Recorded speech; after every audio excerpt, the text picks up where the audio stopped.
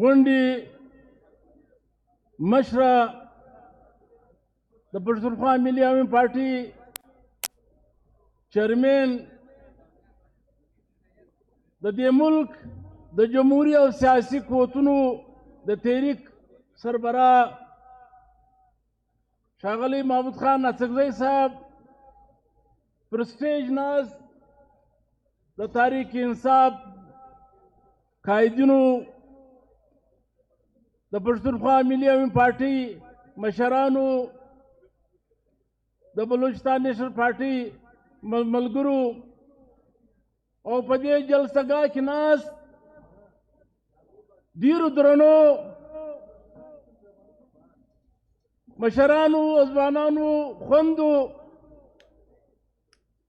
لکه څرنګه چې زما څخه مخکې زموږ ملګرو مشرانو د نن ورځ په مناسبت خپلې ویناوې وکړې زه هم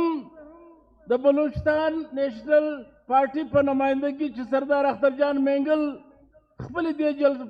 جلسې ته راتلی د مشر محمود خان سره حال احوال کړی و خو د برغه دغه پرون نابل طبیعت خراب شو چې هغه نه راورسېدی نو زه د هغه په نمایندګي او د بلوچستان نیشنل پارټي په نمایندګي زما د ملګرو په نمایندګي زه نن د ستر سالار خانې شهید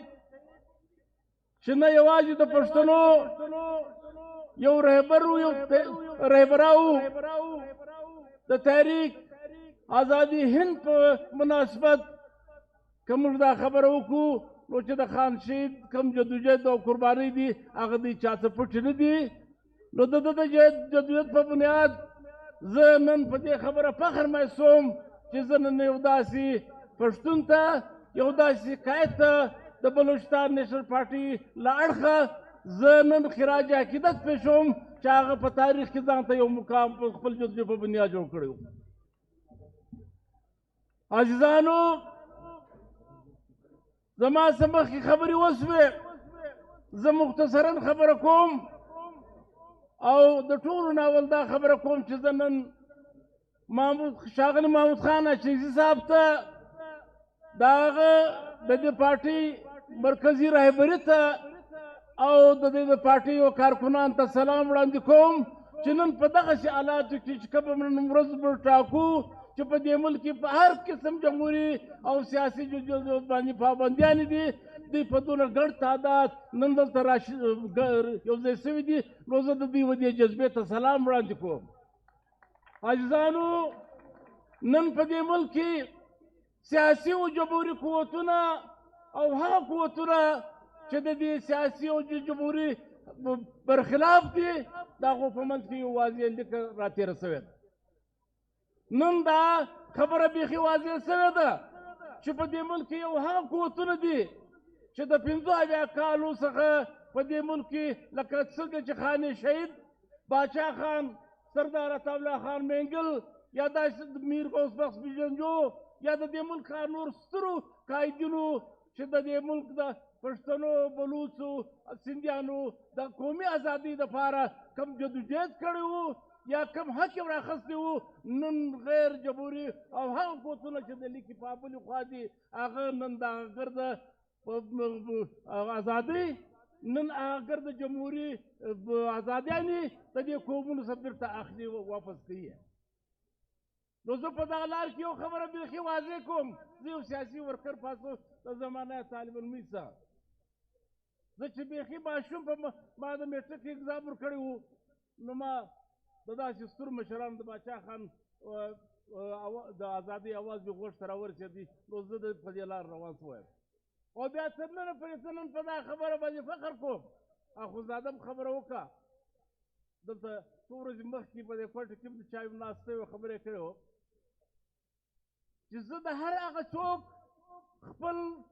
مشر بولم زه خپل قائد بولم چې هغه د بلوڅو د پښتنو او سندیانو د قومي ازادۍ سره سره د انساني ازادۍ او د هغې د قومي حقوقو دپاره جدوجہد کوي هغه زما مشر دی او زه د هغه په قیادت کې د هر قسم جدوجہد دپاره تیار یم. ما